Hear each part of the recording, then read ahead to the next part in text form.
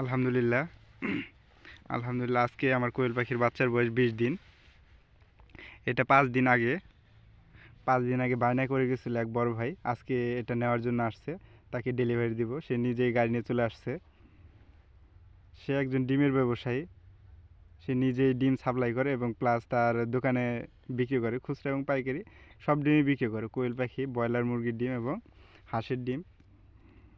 এখন সে নতুন করে তার বাসার ছাদে খামার করতে যাচ্ছে কোয়েল পাখির। ভাই নতুন অবস্থায় 300 কোয়েল পাখি দিয়ে শুরু করতে যাচ্ছে। তাকে আমি 300 কোয়েল পাখি এখন প্যাকেজিং করে দেব। ভাই যদি 300-তে সফল হয় তাহলে সে বড় পরিসরে করবে তার ছাদের মধ্যে। ভাইদের ওইদিকে নাকি কোয়েল পাখির ডিমের প্রচুর চাহিদা। প্রায় আমার ফার্ম হতে 100 কিলোমিটার দূরে তার বাসা।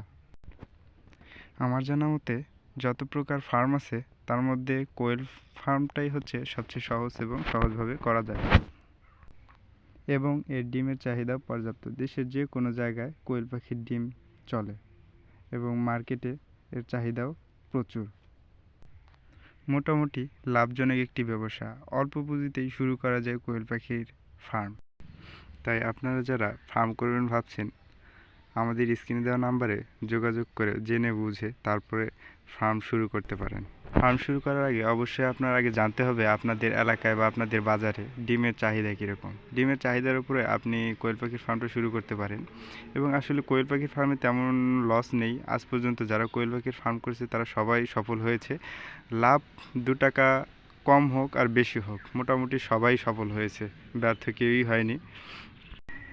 তাই নিজে মার্কেটে গিয়ে যাচাই করে শুরু করতে পারেন আপনার পথ চলা।